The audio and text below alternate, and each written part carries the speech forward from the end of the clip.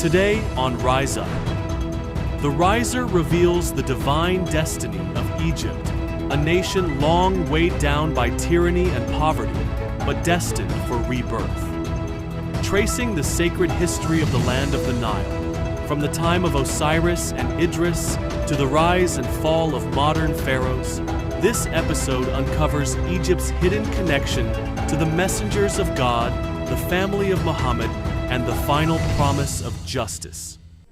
This is Rise Up.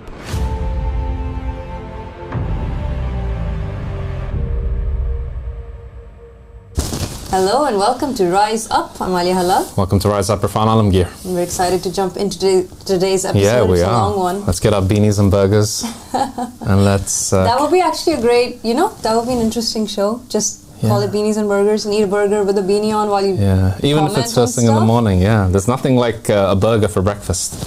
I think it's a good way to start the day. That's debatable. But... for me anyway. Depends on your metabolism. It has to. I probably would not enjoy the burger in the morning. However, I think the concept is pretty cool. Yeah. A bit of acid reflux, so what? A little bit, yeah. But today's episode is about Egypt, so no burgers in Egypt. No burgers in Egypt. Egypt has good burgers, no? Yeah, of course, but originally speaking. We're trying to we're making it more traditional, that feel. I mean, what would we eat if it was more of an Egyptian theme? I don't know, Kushari. Would probably be kushari. So let's get into it. There's a long episode to jump into, and it's a lot deeper than just kushari and food. It's got to do with kushari and cakes. Kushari and cakes. Oh, God. That's cool. He's on a roll today. Let's start with the first segment, and we'll be right back. Yes, let's roll the first clip. Assalamu alaikum wa rahmatullahi wa barakatuh. My dear brother and companion, Mahmoud. Wa alaikum assalam wa rahmatullahi wa barakatuh. Thank you for joining me on this episode today. Thank you for having me here. You're an Egyptian citizen. You were born and grew up in Egypt. I also am an Egyptian. My biological father is Egyptian.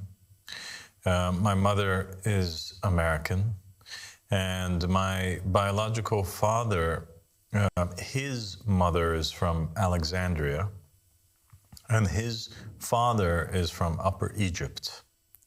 And like most Egyptians, they have, many of them have roots also in Africa. I have in my blood, blood from Ethiopia. I have from Senegal. I have from Sudan, other places. Egypt has a long history of love for the Ahl Bayt alayhim salam. And it's known about the Egyptians that they adore and they love the Prophet Muhammad sallallahu alayhi wa sallam, and they love the Prophet Muhammad's family. And there are a lot of Sufis in Egypt. Most Egyptians are Sunnis that incline towards Sufism.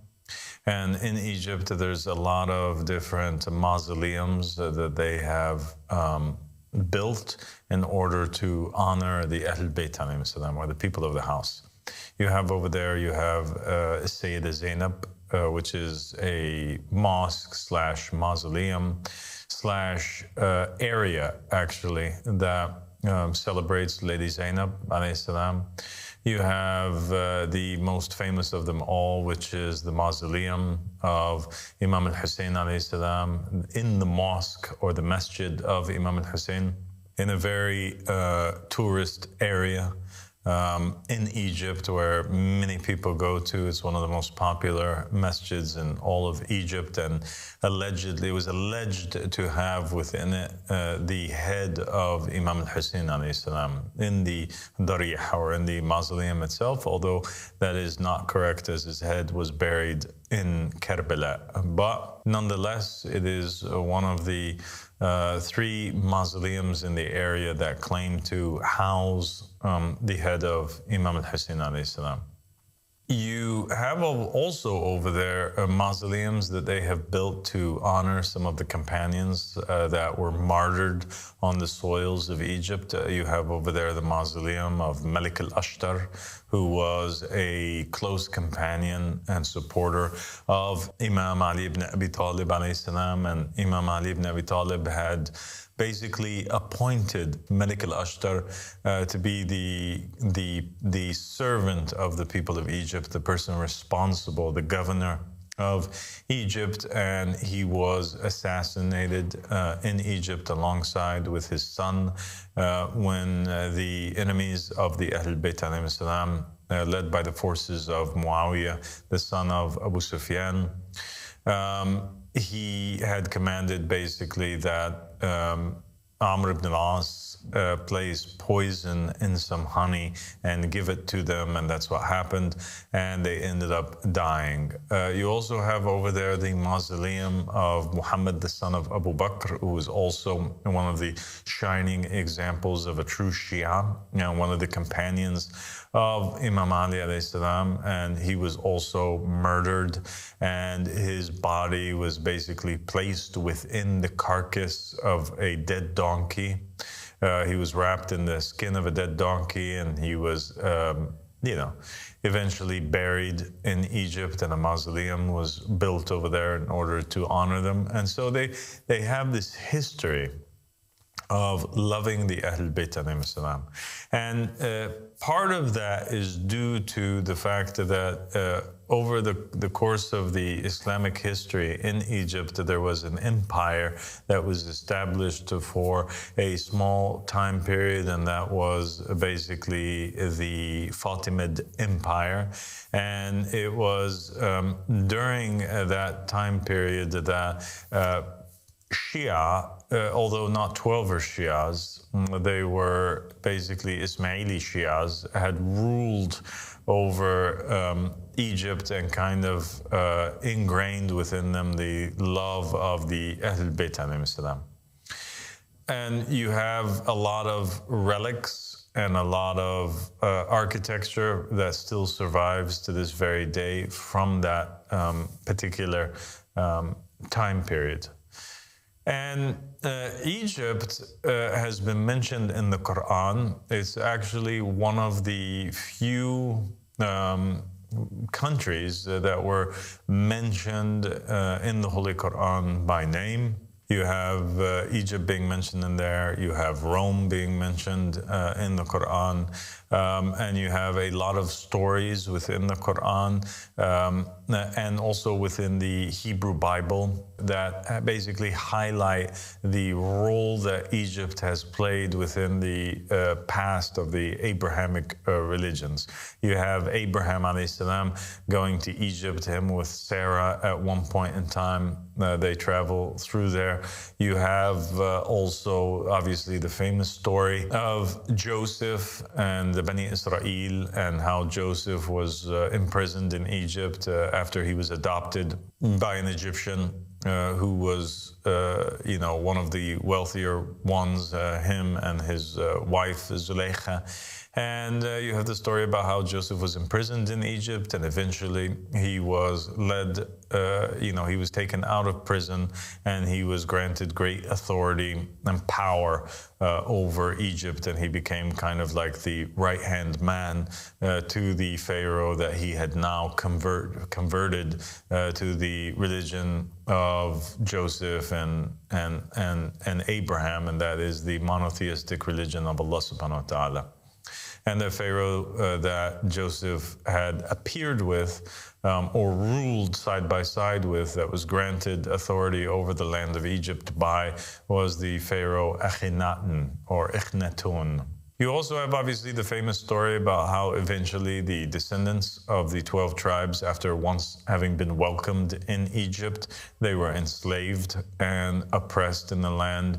And eventually Moses, one of the Ulil Azm prophets, he is born and raised in Egypt, and eventually and educated in Egypt, and eventually he leads the Israelites out of the land of Egypt in a miraculous way. and everybody knows the story of Moses when he stood against the Pharaoh. And so Egypt has had a history of being home to many great prophets and messengers, but it also has a history of having been home to a lot of horrible tyrants. And this is something that Imam Ali alayhi salam, when he was writing to Malik al-Ashtar, he had informed him of that these people, they've been oppressed over the centuries, many, many times over.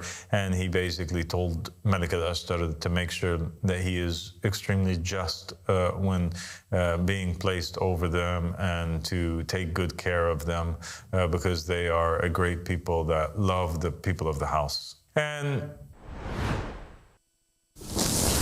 that's an interesting beginning to a very long but detailed episode about Egypt. And Abu Saik starts by going into the different wonders of Egypt and the history and the rich history that it holds. It's a very unique land and a very unique nation even.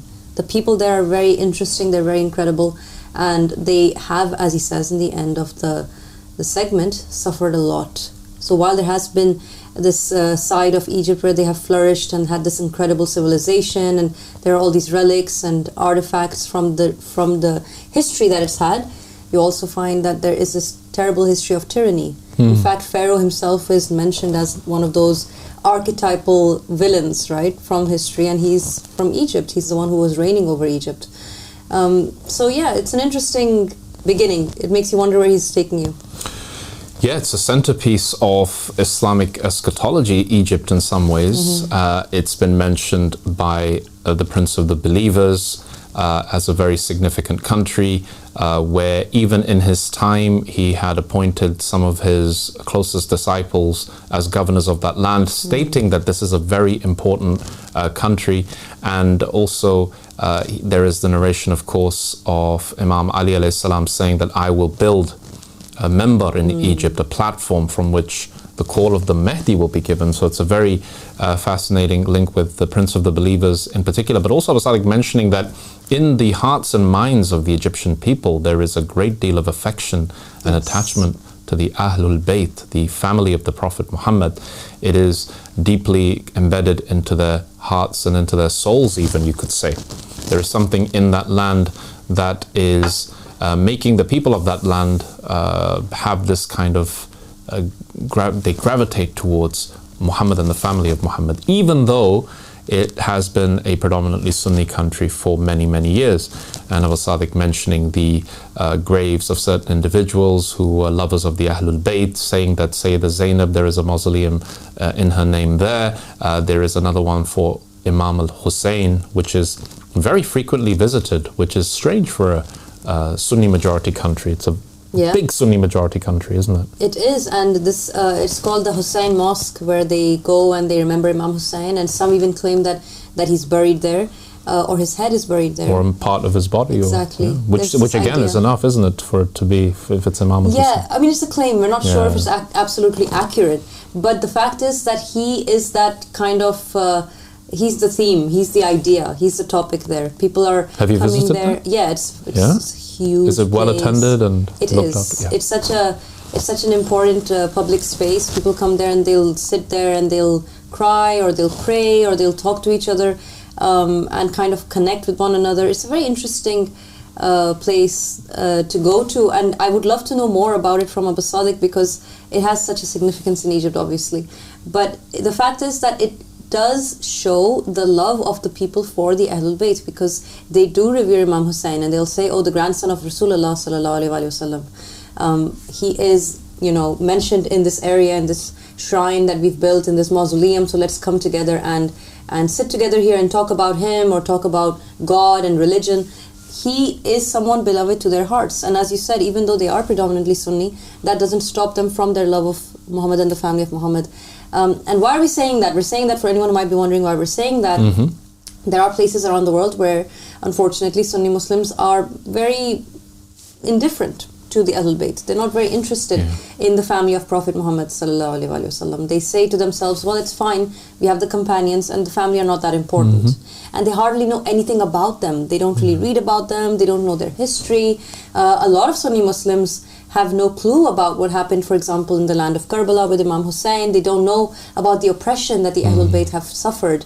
And that's quite a shame because it's a very important part of our history. Oh, it's a very deliberate effort to make sure that happens. I can speak in Pakistan, for example. My grandmother, my mother's mother, used to attend events on Ashura. She was a Sunni Muslim, but she went in the town that they lived in called Multan, and she went to all of these events because she's like, if this is the grandson of the Prophet who was martyred, she attended it. This is going back, what, 50, 60 years?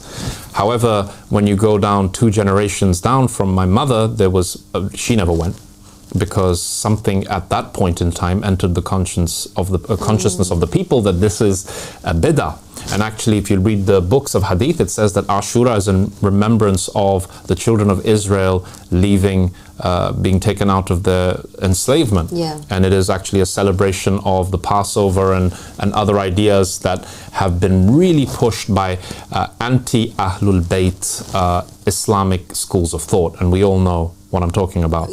And they have put in a lot of money and a lot of time to sway the people, and I'm sure the phenomenon is the same in Egypt, where now gradually there is such a huge level of ignorance even on the word Shia, which Abba Sadiq also addresses in this particular topic. And we see that politics plays a very huge role in people's perspectives, really, on groups of people or on ideologies or how it is that history played out. All of this can be manipulated by the politics of the time, the current politics that are running. And Egypt has had a very strange variety of politics that has kind of reigned over the people, and it's unfortunate. And that's where he stops, where he talks about the tyranny. There's a lot that has happened. Let's continue with the episode and see where it leads to. There were other prophets that, according to the narrations of the Ahlul Bayt alayhim salam and the various hadiths and stories, and also Judaic writings and stories have been, present in Egypt at some time. There are narrations that state that the prophet Jeremiah, for example, that he eventually got martyred in the land of Egypt, and that's where he was buried, that he was stoned to death over there. And so that's an Israelite prophet that ended up in Egypt. There are other stories and tales of prophets and messengers that walked across the land of Egypt. Egypt is a kingdom that some narrations state its very first ruler was one of the very first prophets and messengers that were sent to mankind, and that was the prophet Idris, whom is also known as Thoth, or he's also known as Osiris. And you can see the likeness in the name between Idris and Osiris. And so it's thought that Idris is an Arabic version or a corruption of the original name of Osiris, who is a famous god in ancient Egyptian mythology.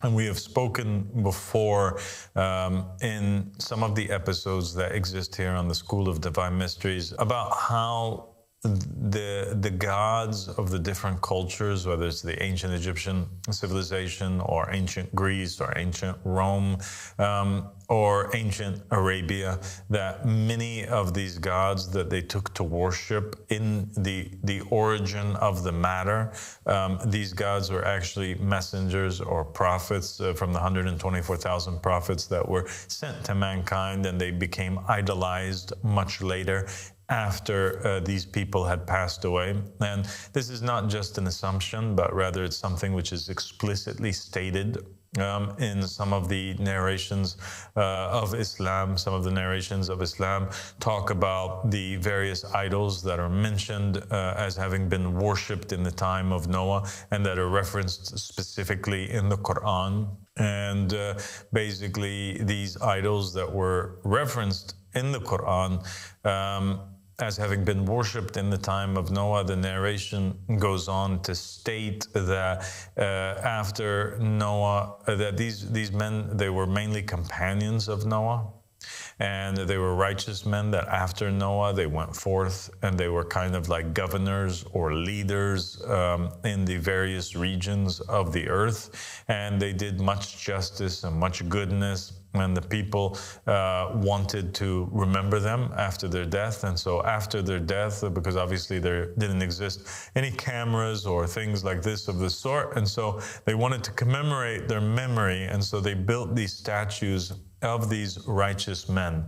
And then after a few generations had passed, Iblis came to these people and he seduced them and he convinced them and he corrupted the religion as he corrupts all religions, and convinced them basically that these were not messengers. He made them forget that and forget that they were righteous people, but convinced, them that these were various gods. And so the various tribes that existed on earth at that time period, they built homes for these idols and they continued to worship it. And that became kind of like the repeating sunnah that occurred throughout the earth in the various regions, with the various civilizations, that there will be these nations that were sent prophets and messengers, because the narrations state that 124,000 different prophets and messengers were sent to these people, the people of the earth. But over time, Iblis made them forget these individuals and worship them. And that's the case with Osiris. The name Egypt in Arabic is Misr.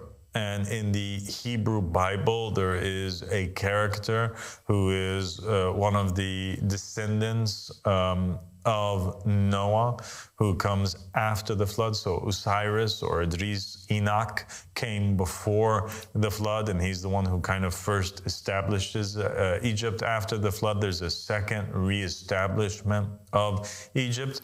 And the Hebrew Bible says that the descendant of Noah that is, goes and he establishes Egypt, his name is Misraim. Or Mizraim in the English version, but in the Arabic version it's Misraim, and that is a longer version, obviously, of the Arabic word Misr. And so that's where Egypt today retains its title from, having been named after this descendant of Noah, who was a king and a hajjah over the people of Egypt of that time. And Egypt, also with Imam al-Mahdi alayhi salam, the narrations state that Egypt will play a very important role. And this is quite clear when you examine and you look into the narrations of Muhammad and the family of Muhammad. But it's also quite clear when you look as well into the Hebrew Bible. There are many verses that speak about Egypt and its role in the end times. And so Imam Ali alayhi salam and the Prophet Muhammad sallallahu alayhi and the Ahl Bayt alayhi salam, they spoke about how there will be a gathering of companions that would take place in Egypt. And that the lead figure of those companions would be somebody who would be known as the companion of Egypt. Okay, and some people have interpreted this to mean that that individual is a forerunner and a companion of Imam al-Mahdi alayhi salam, but they have also understood it to be that he is the companion of Egypt as in its rightful just governor who will govern the lands of Egypt, the rightful king and heir to Egypt who will govern the land of Egypt under the umbrella of the divine just state that is established by Imam al-Mahdi alayhi salam in the end times. Very, very interesting. Yeah, what is this Sahib al-Misr? The eschatology, right? It's the prophecies coming true. It's the understanding of what will happen according to the narrations in Egypt, from Egypt, and this companion has a very, very huge role to play, and he is playing this huge role. It's a very unique role as well if you look at the narrations about the companion of Egypt, and there are so many different narrations that talk about Egypt and how Egypt is involved in the end times when it comes to the Mahdi, and all of these different aspects, like you had mentioned earlier, the mimbar, the platform. And I think it's so fascinating when you listen to Abu Sadiq explaining this and you realize that in real time we're living a story here. You know, like this call of the Mahdi is a movement that is very dynamic, that is experiencing all these prophecies being fulfilled. And we're always trying to explain that to the world and tell them what's happening in our story, because we want you to be a part of it. We want you to know that these prophecies are coming true. So this is quite a time we're living in, and the train has set off, and those who want to be a part of that story have that incredible opportunity to be a part of it, to know the companion of Egypt, to have been part of that mimbar and see the fruit of it today, what it has reached. So the door hasn't shut yet, but it's shutting slowly. Slowly but surely. The time is ticking. It really is. And we have to bear in mind, and we have to pay attention to the narrations that have been highlighted by the riser of the family of Muhammad, and he has certainly done that a lot since I've been involved in this dawah, and even since before then. When I first read the narration before the Mahdi, there will be an Egyptian and a Yemeni. And I don't know if you can get that up on the screen, we probably can't, but there is this narration, and it kind of reflects the will of the Prophet Muhammad, doesn't it? Because it says before the Mahdi there is an Egyptian and a Yemeni, and in the sequence of names it's literally the Abdullah, Egyptian and then the Yemeni, Ahmed, and Al-Mahdi. Exactly. So there are lots of interesting parallels there, and all of these have been highlighted by, of course, Abu Sadiq, the riser of the family of Muhammad, who has come in this time as the companion of Egypt, and is giving us this tremendous exposition on this very mysterious and magnificent land. I think also it's so interesting that he brought up something which is to do with the names of certain idols or gods that are seen as gods now, such as Osiris, such as Thoth, and people will say, oh, these are just mythological beings, like Thoth maybe didn't exist, or who's Horus, or we don't really know what the history was, and some people say they existed, some say they didn't exist. And it's so interesting to know that that the fact is that there were so many prophets and messengers that walked the earth, and Abu Sadiq is saying that these great beings and people did exist. They were from that land, and actually, guess what? They were prophets. They were meant to be obeyed by the people. It is only later that corruption enters and people misunderstand what it means to obey, and how you should differentiate between obeying the name and the meaning behind the name, and all of these. We've talked about the whole idea of monotheism and polytheism and all of these things. But the fact is that sometimes you'll hear a name, and it could be the name of a prophet that once walked the earth, that God appointed over a people. And it's only that later on people have misunderstood how to revere that name, that prophet. Yeah, absolutely. And Abu Sadiq mentioned Prophet Enoch, or Idris, as he's known in the Islamic tradition, how he was, and he is the seventh descendant or the sixth descendant of Prophet Adam, and the great-grandfather of Nuh alayhi salam, Noah. And this is something Abu Sadiq is also saying. He was in Egypt, and he is the one who built those very, very stunning pyramids that still and they are stunning, are there to this day. And you've been there. Everyone's seen pictures, and everyone's seen these depictions of the pyramids, and you'd think you kind of get what they look like, but when you go there, it is quite a shock. You do realize this is something very strange. Those giant bricks, and how uniform they are, and how it's just so, it really is a wonder to look at. It's so perfect. It's so perfectly made. It's like unbelievably perfectly made, and it's so big. You don't realize how big it would be until you get there, and you're like, okay, this is actually quite, intimidating. These are very intimidating structures in front of me, and your mind is trying to wrap itself around how was it made. And you think of all the theories that exist on how they would pull them like this, the bricks, and put them on top of each other like that. But it really doesn't make sense because it's something very phenomenal to look at. And everybody talks about them, all the different documentaries and videos that are available by, where you've got engineers and anthropologists and paleontologists and all these different Egyptologists are speaking about the precision with which these things are made, that so even precise. With modern technology we would struggle. And some of the theories are actually quite hilarious when you hear about people lifting up these stones and dragging them God knows how many miles using the primitive technology that they had. I mean, now it's been so discredited, and they just there are now people in the mainstream actually talking about potential advanced beings who came and built this with their technology. That would make a little bit more sense, because we can't build it today. Yeah, that's the thing. These bricks are so giant and so heavy, and how do you get them to the top in the way that you would have to? That's the thing. They're a mathematical marvel. It is. It's so incredible. And it's connected to names that Abu Sadiq is saying are prophets, and that would make a lot of sense. It would make a lot of sense. And I cannot wait for Abu Sadiq to go deeper into the mysteries of the pyramids and these different structures. And all of that's coming up. Yes, it is. Let's go ahead and watch the next one. Yes. There are also narrations from the Ahl Bayt that explicitly state that Israel,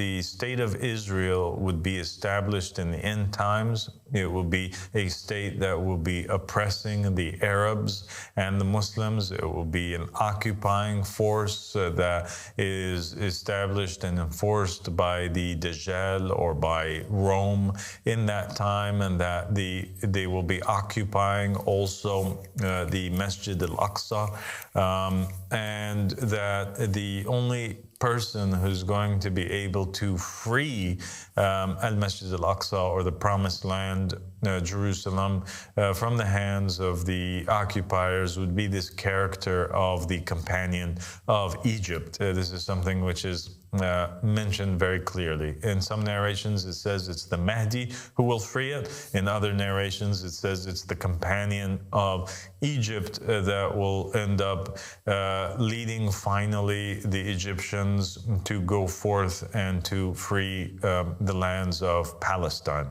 And so this character has been one that the Egyptians have spoken about for a very long time, and they're constantly on different shows and programs and in many books that have been written, and you know that's constantly being sold in Egypt on the streets of Maadi and Masr Gidida and all these different places. You'll have, these people that have these books that go over these topics of Egypt in the end times that are being sold, and most Egyptians are very, they're very familiar with this idea. And they're patiently waiting for this companion to come. And it's kind of ingrained in the mythology since the time of ancient Egypt till today. This idea that Egypt's, the keys to the kingdom of Egypt is always changing hands between the forces of good and the forces of evil. The forces of good and the forces of evil. And you have that shown in the mythology of, in the story of Osiris and Set of ancient Egypt. A very famous story where basically you have Osiris, and Osiris is the first king of Egypt, and this is his inheritance. He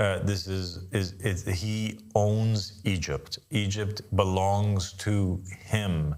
He was meant to rule Egypt, and he was appointed to rule Egypt by the gods or by God. So he's a divinely appointed leader that is to rule, but he has his brother Set, and his brother Set is evil. His brother Set has a lot of envy against him. His brother Set is set to steal. He has his eyes set on Egypt and is determined to steal the inheritance away from Osiris by any means necessary. Osiris is the more peaceful one of the two, the more wise of the two, the just of the two. And Set embodies envy and hatred and chaos and darkness, and he's willing to do anything. And they associated this story of Set and Osiris with the sunrise and the sunset every day.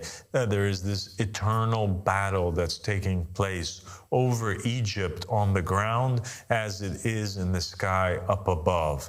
Every day Osiris will rule justice, the light will rule over Egypt, and every night Set will conquer him and he will rule, or he will take power away from the good. He will occupy Egypt, and during the rule of Set, it will always be injustice that is spread.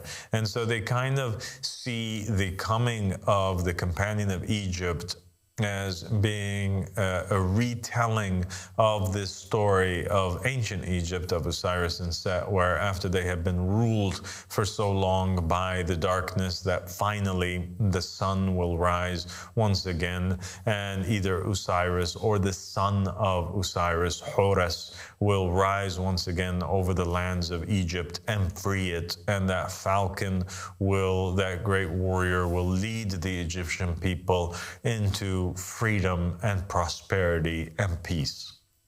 In modern Egyptian history, it's been a total dictatorship. And I had returned to Egypt after having been abroad for a while. I had returned to Egypt in my youth, and that was in 2008. I went to school in Egypt for many, many years. And then I went to the United States, and I was there for a while. And then I came back to Egypt in 2008 after I had graduated from the university. And it was in 2008 that I moved into Cairo, and specifically into the most populated city in all of Egypt, and that's the city of Mbaba. And it's also known as being one of the most poor cities. I lived over there on At-Tayyar Fikri Street, Shara At-Tayyar Fikri, and it was, for me, it was a beautiful city. And that is where my family is from. And that's where they currently reside. My immediate family, they live over there in that region. And the city of Mbaba was a city where, even though the people were extremely poor, you found happiness in the hearts of the Egyptians, Mahmoud. They were extremely happy, and they have rida. They are satisfied with what God has ordained for them. They're known as one of the most patient people on the planet, and they're one of the most kind people, and people that are willing to open up their homes for anyone. Yes. They suffered for a very long time, and when I had come in 2008, they were still being ruled by the only ruler that I had pretty much known to exist in Egypt for the majority of my life, and that was the modern-day pharaoh, Hosni Mubarak, Muhammad Hosni Mubarak, Lanatullah alayh. And that tyrant, he was responsible for basically oppressing the Egyptian people, and him and the class, the upper 1% of Egypt specifically, 10 to 1% of Egypt that were part of his ruling class, the elite. They were the ones whom were swallowing up 90% of all of the wealth of the country, while keeping the 90% of the Egyptian population in a state of wealth. They were like hamsters running in wheels in order to find their daily bread. And finally, after so much oppression of rights and lack of freedoms, the Egyptian people, they rose, and I partook in the 2011 Egyptian revolution. I was actually at the forefront of the crowd, the very large crowd of people that were emerging out of Mbaba and crossing over towards Tahrir Square in order to protest and topple the tyrant. We saw it as our divine mission. God had placed it in my heart, and He placed it in the heart of the Egyptian people to rise up and tell Pharaoh that he had been an oppressor.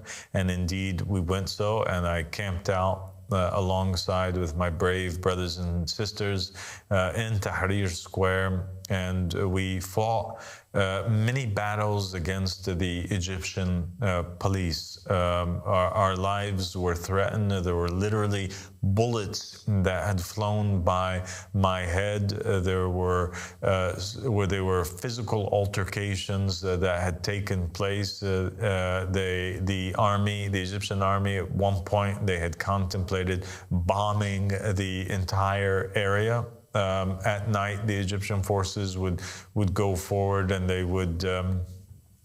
would attempt to kidnap and imprison and assassinate the protesters, brutally murder them. I was there and present and witnessed people from the protesters, normal people, being kidnapped by Egyptian forces and taken into the Egyptian museum over there in Tahrir. And you could hear the screams of the Egyptians as they were being beaten to death within the Egyptian museum. And we eventually succeeded in toppling the Egyptian dictator and that Egyptian pharaoh, and it became the famous scenes that the whole world celebrated, in which Egypt finally, was able to overcome and throw out the tyrant that had ruled it for such a long time. Abu Sadiq is this name and this character that absolutely is kind of like a synonym now for the one who rises up, the riser, right? Yeah. He's the one who stands at the helm of the revolution and defends the oppressed and defends the poor.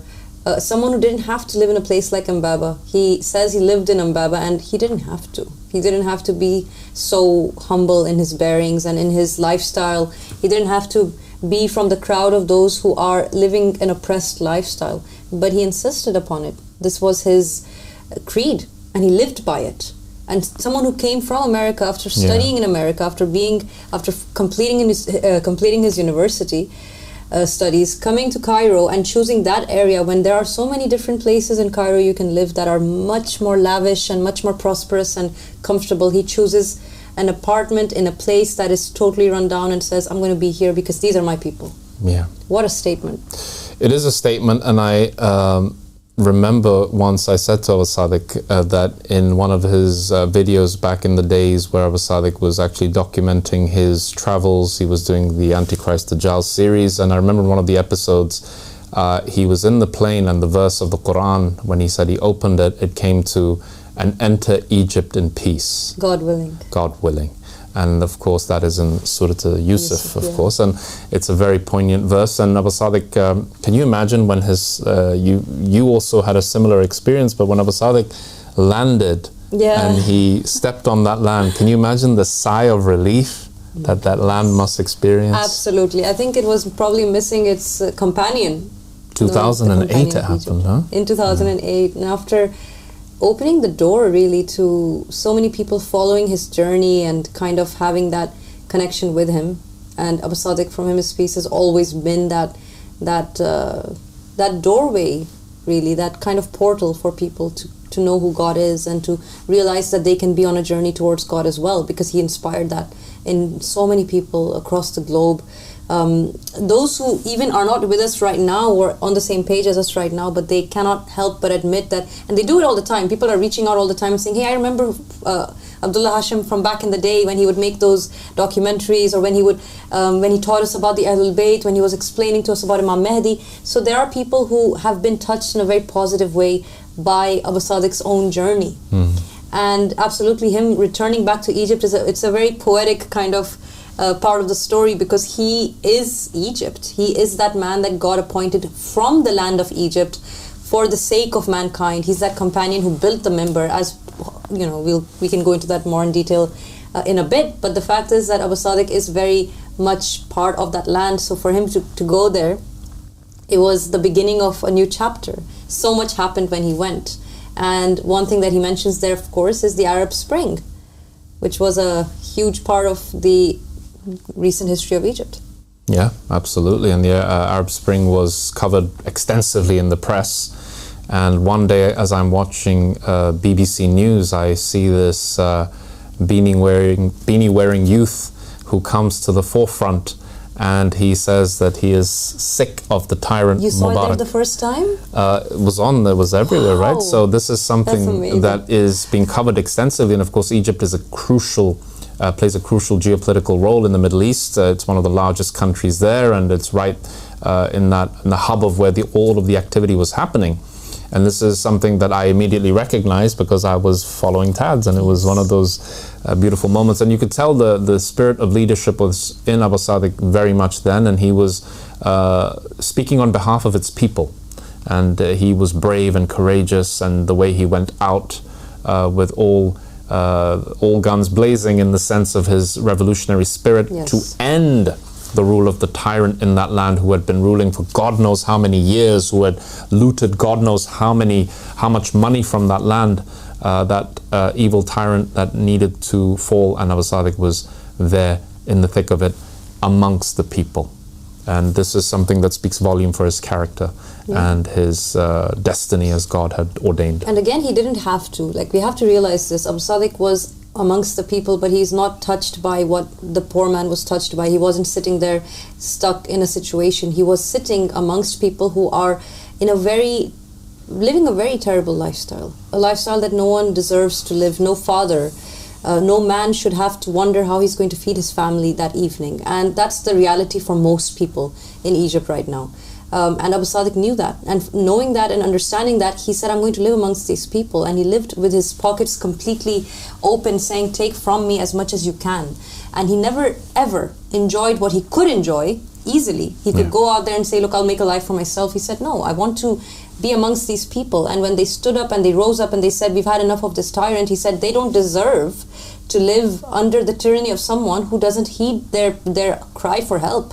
So he stood up with them. Again, he didn't have to. He placed himself in a huge predicament intentionally, saying, I'll be at the forefront of this revolution and stand there amongst my people and walk with them. And this was a choice that he made. It was an intentional choice to be in that kind of line of fire, which it literally was. I wonder how many people remember this, but the footage of the revolution was horrifying. Right. And across the globe, people were watching the revolution, and they were extremely disturbed by the way the government had been responding. The Egyptian government had been responding to the people standing up and saying, we've had enough. And the way they were being attacked and the things that were being thrown at them, it was so ghastly. And Abu Sadiq was not even for a second distraught for his own self. He just stood there and went along with the people. And we were hearing reports of people being abducted on the streets, being thrown into jail, being tortured in those infamous torture chambers that exist in Egypt. It's one of those countries where actually this is allowed even to this day and age, and it's happening to members of our faith now. So imagine knowing that this is a very realistic possibility, how much faith and courage of your convictions it takes to step out there and really face the hell and fury of these completely immoral and brutal secret police services that exist in countries like Egypt, like Iran, like Pakistan, like all of these countries where the rule of law is often subverted in the name of national security. So Abu Sadiq, this is of course, a very pivotal, and it's shaped him as a human being. It really was that kind of moment. It marked him as that leader who really cares for people. Yeah, exactly. You know, and this is before he's been, and we have to explain this for anyone who might be watching for the first time or hasn't heard about this before. He had this, at this point, he's not a Mahdi, he's not the Qaim of the family of Muhammad. At this point, he doesn't know his name is written in the will. At this point, he's not even aware that there is a will. He hasn't met Ahmad al-Hassan yet. So Abu Sadiq is truly acting from the goodness of his heart at this point. He is literally just an extremely, extremely good human being who refuses to be a hypocrite and literally works by what he believes in. And that's what led him to doing this. And actually, if you want to hear more about his experience in the revolution from his own words, you can download the Mahdi's Manifesto and read the first chapter of that book, that booklet. It's a very small book, but it's it's a very beautiful way that he's written it, because he explains how he felt in that moment and what he saw, what he understood. So go ahead and read that for yourselves if you haven't read that already. And you can download it from the website. The link should be on the screen now. Yeah, absolutely, yeah. Should we go to the next Let's do it. Let's go to the next segment. And off of the back of the victory of the Egyptian youth, which I was one of them, the Muslim Brotherhood, a corrupt and perverse Islamic extremist organization that is currently outlawed, they jumped up to power. They stole the victory away from the Egyptian youth, as you know, and they rose to power. And they placed one of its members as the president of Egypt, and that was a tyrant by the name of Mohammed Morsi, Lanatullah alayh. Morsi, one of the first things that he did is he began to persecute the minorities that were in Egypt, and to build allies with the Al-Qaeda and ISIS groups that were existing in the region. He was responsible for the killing of a famous 12-verse Shia cleric that existed in Egypt at that time. He basically caused the people to go drag him out of his home and to murder him.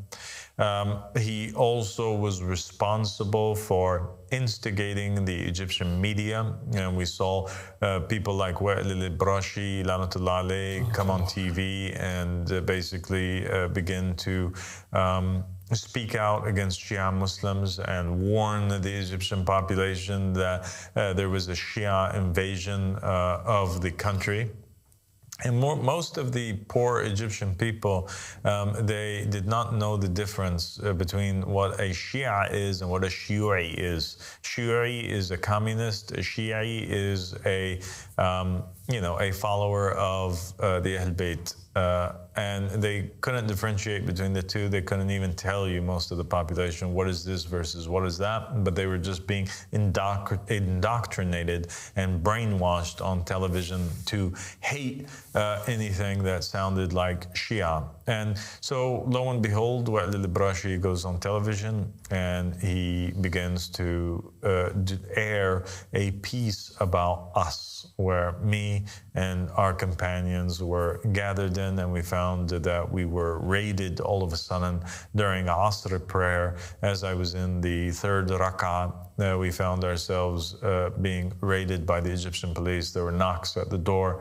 I continued the prayer till its completion, and I rose and I stood up, and one of our companions went forward and he opened the door, and lo and behold, the Egyptian forces of Mohammed Morsi, they came raiding through the house. It was in the middle of Muharram, and they arrested many of my companions that were there, and we were just gathered peacefully in order to learn about the hadiths of the Ahl Bayt alayhim salam, and to engage in worship and to hold prayers with one another.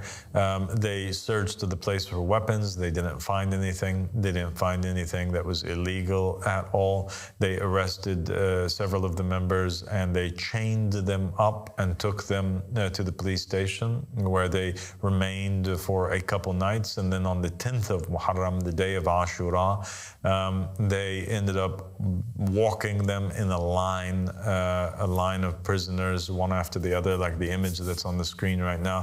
Each one chained to his brother that is standing either before him or behind him, and they deported them outside of Egypt. And Allah subhanahu wa ta'ala ended up punishing the Morsi administration for its great acts of hatred and oppression against the followers of Muhammad and the family of Muhammad. And in a miraculous way, it was only a short time afterwards that we found that the Sisi and the army in which he was leading at the time under Mohammed Morsi, that they basically arranged a coup d'etat, and they dethroned Mohammed Morsi, and they took from him the power. And Sisi became president after that, and Mohammed Morsi was thrown in jail, where he eventually died in the prison. Shortly after Sisi took to power, he also, his administration, his mukhabarat, his intelligence services, they began to oppress members of the faith. We found that police vehicles began to ask questions. Police officers began to stake out the area where we were living at. We found ourselves to be under constant surveillance, and so we fled Cairo, and we went all the way out towards the desert, and we stayed in one of the cities that existed between Cairo and between the Sinai Desert, and we remained there for a while until they eventually Ahmed al-Hassan, he told us that we were no longer safe in Egypt and we had to escape, and we did. And we were forced to leave out of Egypt.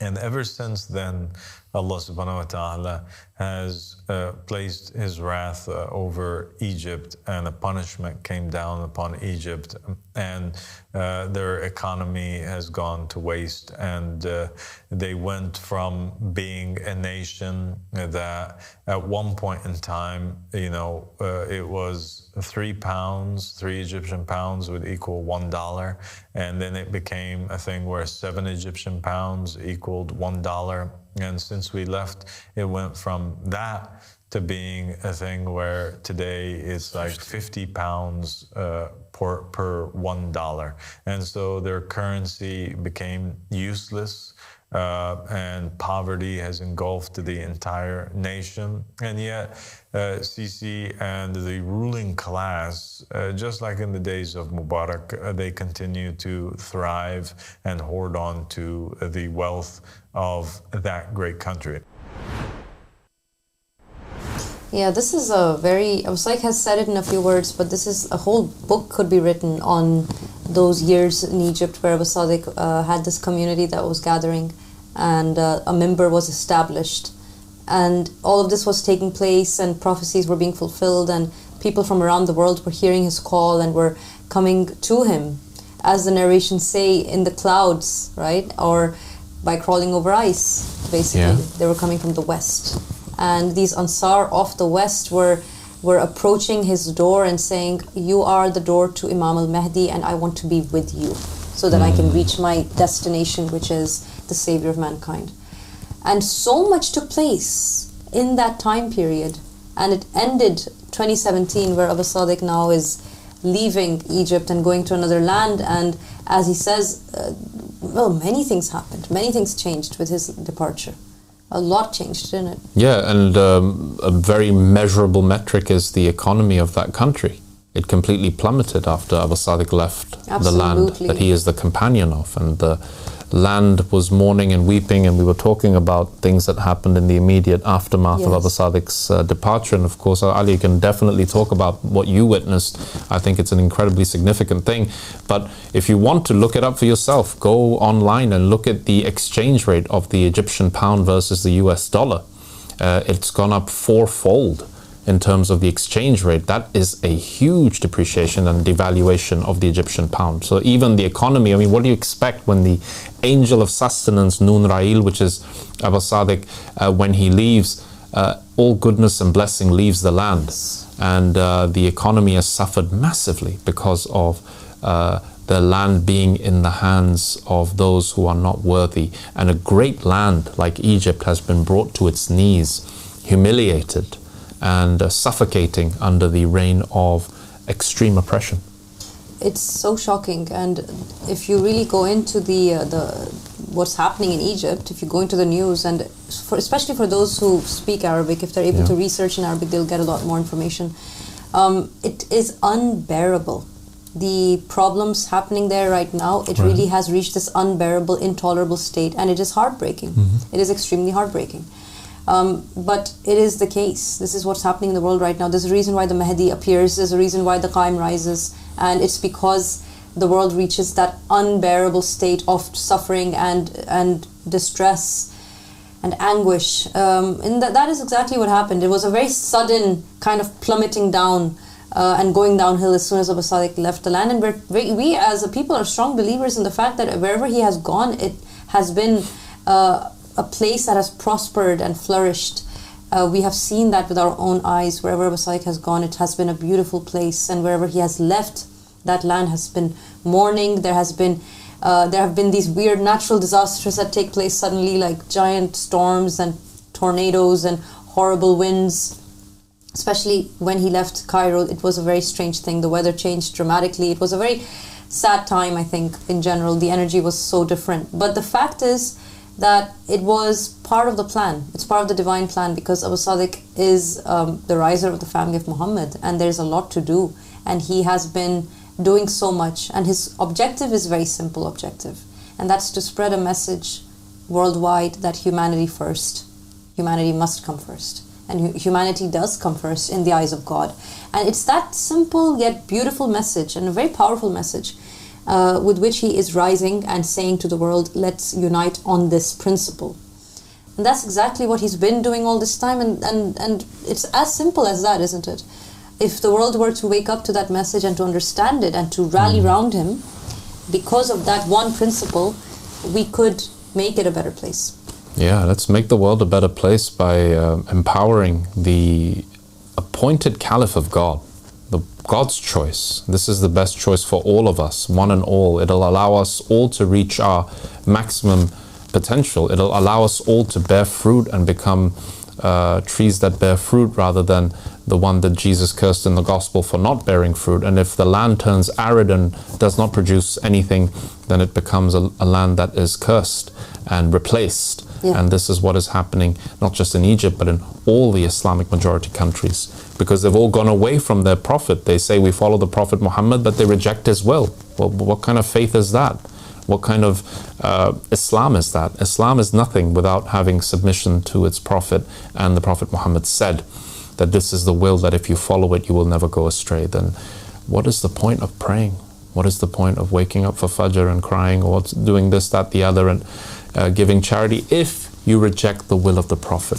Exactly. It's wasted. It's null and void. And it pains me to say this, but this is the reality of the matter. And this is not my words.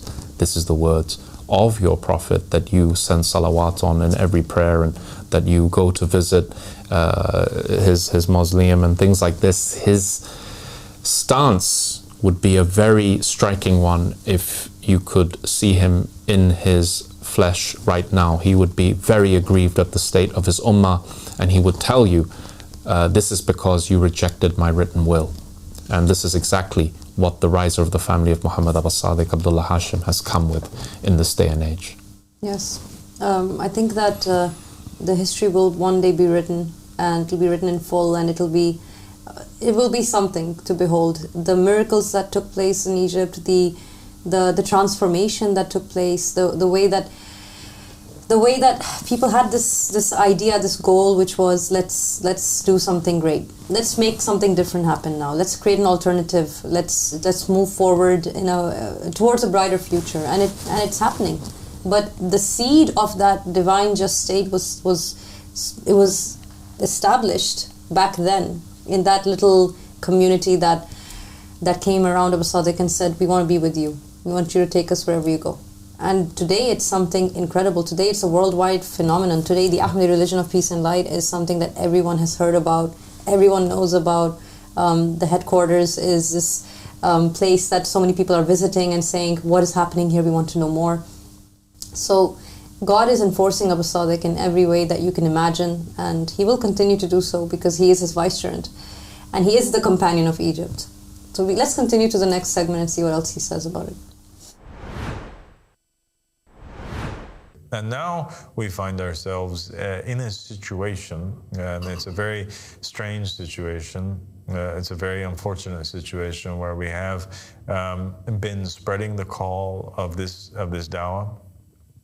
We've been spreading this dawah over the airwaves, and we found many Egyptians that have come forth and they've embraced this call, and they have accepted the companion of Egypt and accepted the message of glad tidings of Imam al-Mahdi alayhi salam. They began to grow in numbers that are unimaginable, and they went out on the streets in order to place posters and hang banners from the top of bridges, and this was something which they themselves desired to do, and so they came to you as somebody who represents me over Egypt, and you organized, you helped them organize themselves, and you put them in touch with one another. Why don't you tell us about what happened with these pure brothers of ours in Egypt, and what are they facing right now? These brothers, they believed that you are the companion of Egypt mentioned in the narrations, and they wanted to go and make like all the other countries that believe in you. Like many other countries in Europe and in Asia, around the world, they go and put posters that has your image and says who you are.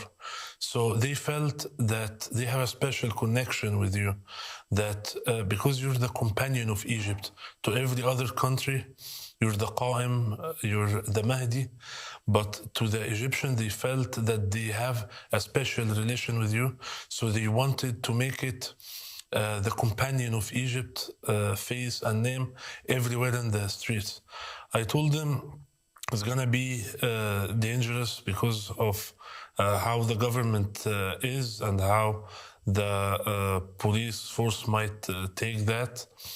And they said they didn't care. They know that at the end they would be taken or imprisoned, but they said nothing will stop us from our belief. Their job is to catch us, but our job is to make everybody in Egypt know who's the true king and know who is the companion of Egypt, Abdullah Hashim Abu Sadiq minhu salam. And they went forth, they did it. They were men that said a word and they fulfilled it with their complete choice. Nobody forced them to do anything. They were actually warned, but they went and they did it anyway. And when somebody was being catched, somebody was being caught by the government, this didn't stop them. It increased them more. They went again and they hang banners again on bridges and they spread more posters. And it's increasing. The more the attack of the government against them, the more they get provoked, and the more I find new people are calling. They say, we want to join this. We want to make posters, want to do all this stuff. I told them everything is on the internet and all the information is there. Everybody is free. And it's increasing now. It reached from South Egypt, Said, and Luxor, and in Manufiyya, and in Shar'iyya, Asher from Ramadan, and in Gizan, Kirdasa, and Nahia, and many other places. It's increasing everywhere. There's even in Sina now, people want to do that, and people in other countries, and in Alexandria even, they want. So it's spread by itself. People saw the channel, people know who you are, and nobody can stop the people from what they believe to be true. And so how many of them are arrested right now?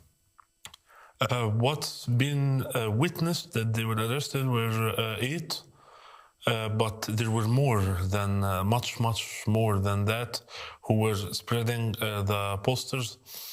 But these 8 were witnessed. Arrested. Yeah. And I was told that there were witnesses who heard the screams of the individuals or some of the individuals as they were being beaten by the Egyptian forces. And till this very moment, all of them, with the exception of one, has gone totally missing. Yeah. And we have Amnesty International moving on it, and we also have the United Nations whom are moving on it as we speak right now. And we have other human rights organizations in Egypt that are moving to locate the individuals. But I praise these individuals and I bless these individuals, and I'm proud of these individuals whom are their example and their likeness is like the likeness in the Sunnah of all of those whom left their societies in order to give victory to the truth, just like the companions of the cave did in their time, and the companions that were with Muhammad sallallahu alaihi wasallam did in their time, and the companions and disciples and apostles of Jesus did in their time. And may Allah subhanahu wa ta'ala make their sacrifice and their efforts a way and a cause, and He will, for the establishment of a just state in Egypt, inshallah, for the fall of the tyrant. May Allah subhanahu wa ta'ala take revenge on their behalf against all those whom oppressed. For sure. Egypt has a lot of secrets that are involved in it, and all these secrets will come to life with its companion. And the forces that are in Egypt, the forces of Set, the forces of darkness and chaos, they fear so much just the mentioning of the companion of Egypt, because they know that this, from the narrations, means the end of their rule. Even though nothing was written in the posters that they hung that incited any sort of violence or hatred, was there? It was just simply posters that had on their hadiths from the Ahl Bayt alayhim salam. Isn't that right? Just narrations of what Prophet Muhammad said about the companion of Egypt and what Imam Ali said. And that's, there is no inciting. There's no inciting, there's no nothing, but it terrifies them. Yes. It terrifies them. We covered this terrible human rights violation on Rise Up with Sister Hadila Kholi. She's our human rights outreach coordinator, and she was basically even giving a call to action. I remember asking everyone to sign that letter that we were sending to the public prosecutor in Egypt, also to the embassy of Egypt in the United States. So this was a call to action that was a worldwide call to action, and it was an urgent action that was issued by Amnesty International because of the grave violation on human rights that was taking place and is taking place in Egypt right now as we speak. Members are being brutally treated. The stories are so graphic, and Sister Hadil did go over some of the details here on Rise Up. It was very alarming to know that this can still happen in 2025, and much worse is happening, to be honest. And this is the reason why we do what we do, because we have to shed light on what is happening. We can no longer pretend that these things don't happen and hope for the best. We must speak out and shed light on the matter, no matter how uncomfortable it might feel to everyone out there, because we must do something.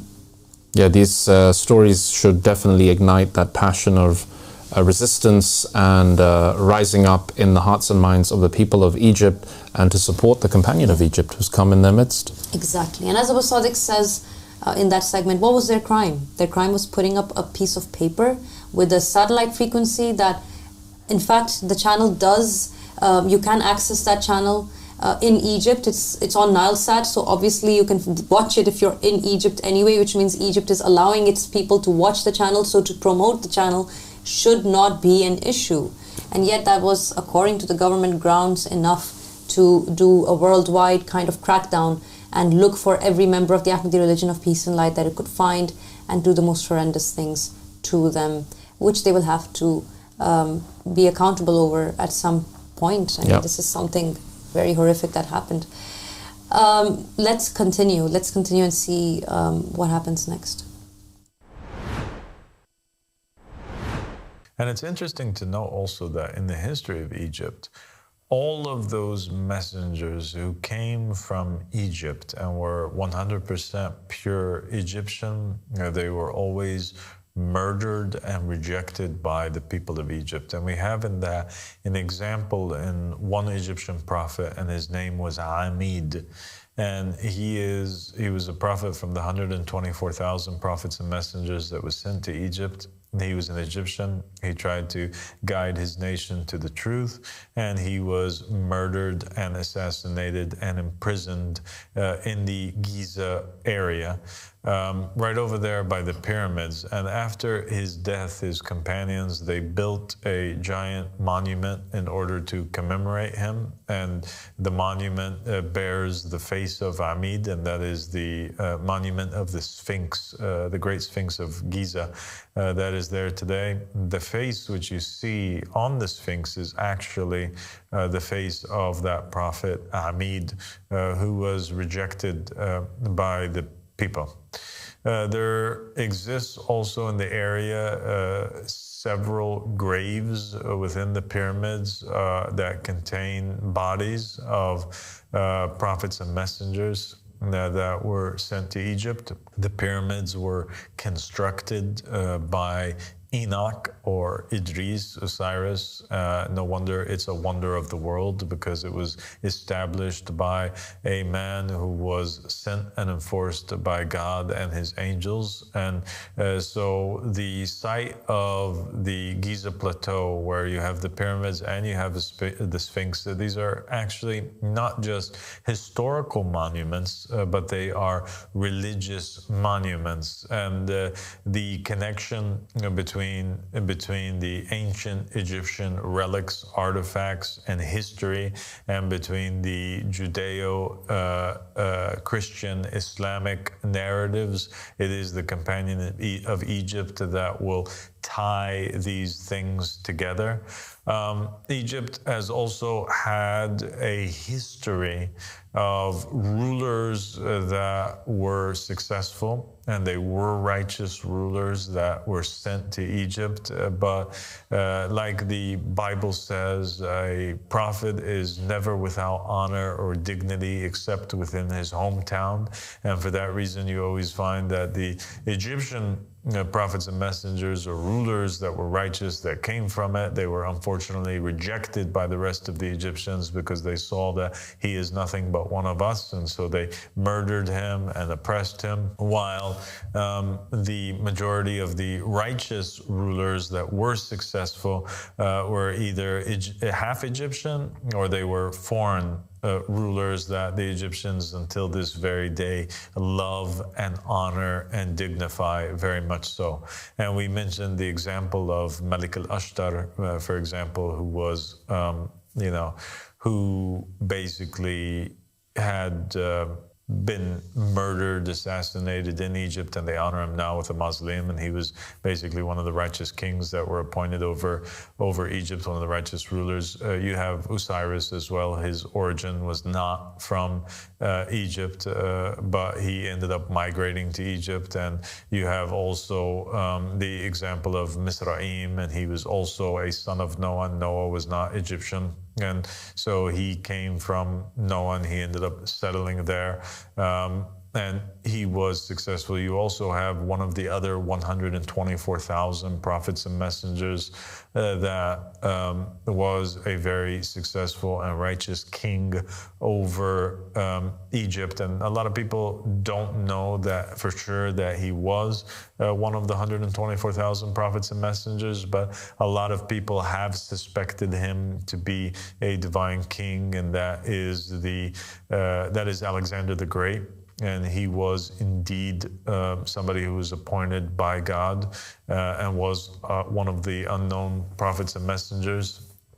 And even though he's not the figure of Zulqarnain in the Quran, but even the Sunnis and the Shia many of them, the Muslims, have contemplated this idea, and it is the overwhelming popular opinion that the character of Zulqarnain probably is Alexander the Great, and so they admit and confess that Alexander was a person who was divinely appointed by Allah subhanahu wa ta'ala, and Alexander was responsible for doing great wonders in Egypt and establishing great cities such as the city of Alexandria that is named after him. And he is revered. And the companion of Egypt that's to come and who has come and who is the companion of this call and whom Ahmed al-Hassan alayhi salam declared myself to be, the Qa'im of the family of Muhammad. The Qa'im of the family of Muhammad is the companion of Egypt, and that's why you have in certain narrations him being presented as the Mahdi, and other narrations him being presented as the companion of Egypt.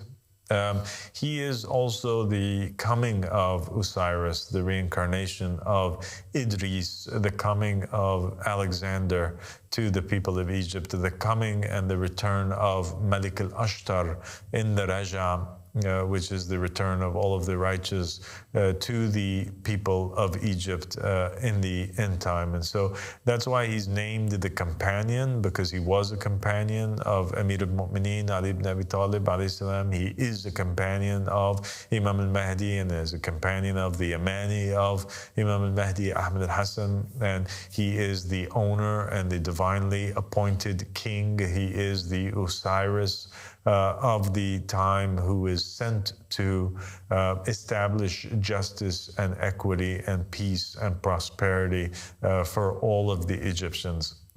He is sent there to spread true monotheism and to re-establish a state whereby Allah subhanahu wa ta'ala is the one whom appoints the ruler or the king. When God said, Inni ja'alun fil ard khalifa, the companion of Egypt is the one who reinstates that, and that is the original religion and system of governance of ancient Egypt. It was the gods or God who appointed Osiris at first. It was God who appointed or it would have to be Osiris who appointed, or Ra who would appoint the pharaoh in every day and age. Yes, there were false pharaohs who rose to power and impersonated and usurped the kingship and the rulership, just like we had false popes who usurped the power from the true popes, and we had false caliphs in Islam that usurped the power from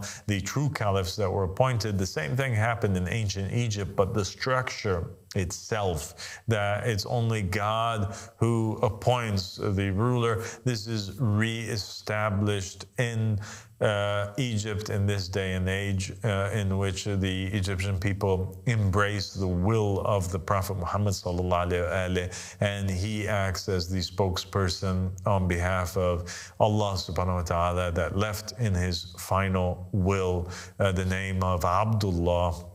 He appoints Abdullah, the Mahdi, the Qa'im, the companion of Egypt, Osiris, Alexander, Malik al-Ashtar, who comes back in this day and age in order to take control of a country that has been oppressed and return it back to its ancient might and glory. It is actually what a lot of people are perhaps unaware of, but what's alluded to and very clear in the narrations is that the companion of Egypt makes Egypt become a superpower once again. It becomes a superpower that is super rich, and it actually goes back to sustaining all of its neighbors. The companion of Egypt is capable of knowing where are the hidden treasures of ancient Egypt. Egypt is a land of great mystery. There are many things that the narrations have stated and many things that they haven't, that the companion of Egypt reveals about Egypt. Wow. That is something. I mean, there's a lot of you can anticipate a great future when you hear Abasalik talk like that. Yeah, and he's about to make some more very big revelations. I was hoping the video would go on for another couple of minutes. So that we would have had a chance to speak about it, but it just left us on a cliffhanger. But yeah, no, Egypt has lots of mysteries, and to unlock them, if they are within the pyramids, Abu Sadiq said there are chambers within the pyramids in which prophet messengers are buried or entombed, and he also says that in this land there are secrets waiting to be unveiled by the hands of the riser, and this is a question that Alia raised just before, like where would we be in 10 years' time? Well, hopefully seeing Abu Sadiq enthroned in the land of Egypt. That's what we're praying for. Hopefully seeing the world happy, transformed, at peace, because there is someone who can take care of people in a way that no one else can. A new earth where the Sahara Desert becomes the rainforest of spiritual bliss. No, it's something. Faith is a real thing. God is a real thing, and believing in these ideas and these concepts, it does take courage, and it takes faith. Faith takes courage, and sometimes people will belittle that and say this is silly, this is nonsense. Don't allow that. If you're a believer who's watching this, there are great things to come, very great things to come. There is a God, the God of Abraham, the God of Moses, the God of Jesus, the God of Muhammad. We believe in this God, and He's the same God who split the sea in half. He's the same God who split the moon in half for Muhammad sallallahu alaihi wasallam. This God is capable of such great things. If we could just give Him a chance and let Him work His great wonders through His vicegerent who is with us right now. We have one last segment, as you said, Dr. Irfan. Unfortunately, some of the good stuff's in it, but we're going to leave you guys with that segment to enjoy and watch the full episode if you want, without any breaks, on the Mahdi Has Appeared YouTube channel. Go ahead and see the last part of this lecture, and thank you for tuning in. We will see you tomorrow morning again on Rise Up. Assalamu alaikum warahmatullahi wabarakatuh. One of those things is the tree of life, the original tree of life with the fountain of life that is the source of all life on earth. That fountain, that tree exists in a hidden place in Egypt, which is uncovered by its companion. There is so much gold that is to be extracted from Egypt that it would be able to sustain the Egyptian people and make each and every one of them live richer than Pharaoh. In addition to the rest of the Arab nations, every single one of them, for centuries to come. If one person spent all of his life trying to extract all of the secrets in Egypt, they won't be able to. The companion of Egypt manages to open up the secret chambers, the secret doors that allow people into the secret chambers of the pyramids and the Sphinx, whereby in one of those chambers there is this room. It's the room of eternal life or youth, and it is a room that if an individual is old and they step into it, they become young again. If an individual is an amputee and their leg is amputated, their arm is amputated, and they go in there and they put their limb in that region, in that room, it will grow back again. It is a region a chamber that if you place in there a chicken, it goes back to its original form of being an egg, and so he heals and he sustains and he brings back youth and prosperity to all of the Egyptian people. The Prophet Muhammad ﷺ said that for every nation there is a calf, and the calf of my nation is money. And so the companion of Egypt, he destroys that modern day calf, and he eliminates the concept of people being sustained by paper and by coins or by monetary means, and he rules over all of the Egyptian people as he should, as their Father. He grants every single one of them a home. He makes no differences between them. He grants them their daily bread for free and their daily foods. There's not a shop or store in sight that would accept money in exchange for a merchandise or a property, and people are allowed to take whatever it is that they need in order to sustain their day, and the fear of not having for tomorrow becomes absent from the Egyptian people. And this model which he establishes in Egypt becomes a model that the rest of the world hungers for. And so other nations make revolutions in order that they join in the new Egyptian empire that becomes a symbol of justice for all of the worlds. He brings forward the treasures and the secrets, and he brings forward scriptures and original versions of the Torah and gospels that were written uncorrupted. He brings them forward. He brings forward things and narrations and verses from the Quran that have been long lost. And he establishes a kingdom like the world has never seen, and one that they will never forget until the very end of time. SubhanAllah, and I can't wait for this day. Can't wait for this day to go back to Egypt with you. The king returns to his throne. Well, the king of a nation is its servant. A king of a nation is its servant, a king of a nation.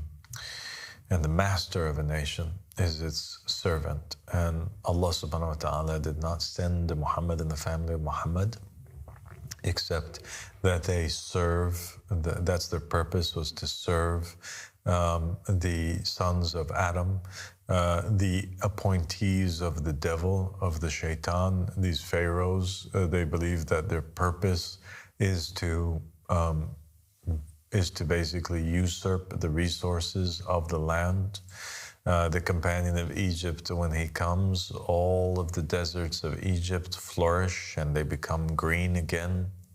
And its population increases 1,000-fold and becomes one of the most populous nations on the face of the planet. Cities are built in Egypt at the hands of the Egyptian that defy logic and cause people to marvel at it. Structures that will dwarf the ancient pyramids of Egypt will come into existence, and the Egyptian pride will fill the hearts of all of the Egyptians. They'll be proud once again that they are Muslims. They will be proud once again that they are Egyptians, that they were born on that land that Imam al-Mahdi alayhi salam says is one of the 4 most sacred spots on the face of the earth, is the land of Egypt. There will be rivers like the Nile that will flow throughout the land. The land of Egypt will become a cradle of civilization. It will become a home to all refugees and all of the poor from around the globe and around the world. The land of Egypt will become a beacon of true freedom for the world and a source of education and care and kindness and love. I pledge allegiance to you as the king of Egypt and the Qaim of Al Muhammad, and all the Egyptians will do so very soon, inshallah. And I say to the Egyptians, Mahmoud, I say to them nothing more than what my grandfather said, Amir al-Mu'mineen Ali ibn Abi Talib alayhi salam, when he came to rule over the Muslims after they pledged allegiance to them. He said to them, I came into you wearing this shirt of mine, and if I leave you wearing any other shirt other than this shirt of mine, then call me a traitor or accuse me of treachery. And that is the same path that I would walk in. I would come as a servant, I would seek to take care of and enrich them, and then I will leave this earth with the same shirt that I'm wearing today, happy that I would have fulfilled my duty and my oath to Allah and His Messenger. And all of I want to remind also the Egyptian people that every individual that has been appointed over them that was righteous was appointed by God or His Messenger. Whether it was Osiris, whether it was Alexander, whether it was Malik al-Ashtar, anybody else was not appointed by God, but appointed by the people. And they've had a very important experiment that they just underwent recently, where they had a revolution and they tried through democratic means to elect a ruler, and that ruler ended up being a tyrant, Morsi, that they didn't like. The choice of the people failed, and they ended up trying to elect somebody else, and they quote-unquote elected Sisi, and they now are suffering the results of their choice. And I think that the Egyptian people now, they need to submit or try the choice of Allah subhanahu wa ta'ala. Try and trust in the choice of God. Be like the angels who submitted to and prostrated to Adam, and see how it works out for you. See if you don't benefit. See if Egypt does not become a living paradise on earth. See if Egypt and the Egyptian people are not enriched for eternity and honored for all time. See and witness Allah subhanahu wa ta'ala's pleasure and His rida with the Egyptian people, and the only way to obtain God's happiness, because right now His disappointment and His wrath is upon all those who have rejected His choice. And the only way to attain God's pleasure once again is to accept the messenger that was sent to them. And I, Abdullah Hashim, am sent with the will of the Prophet Muhammad sallallahu alaihi wasallam, in which he dictated on his deathbed my name, Abdullah, when he mentioned that there will be after him 12 Imams, and after them there will be 12 Mahdis. And he said, as far as the 12 Mahdis go, their names are Abdullah, Ahmad, and Al-Mahdi.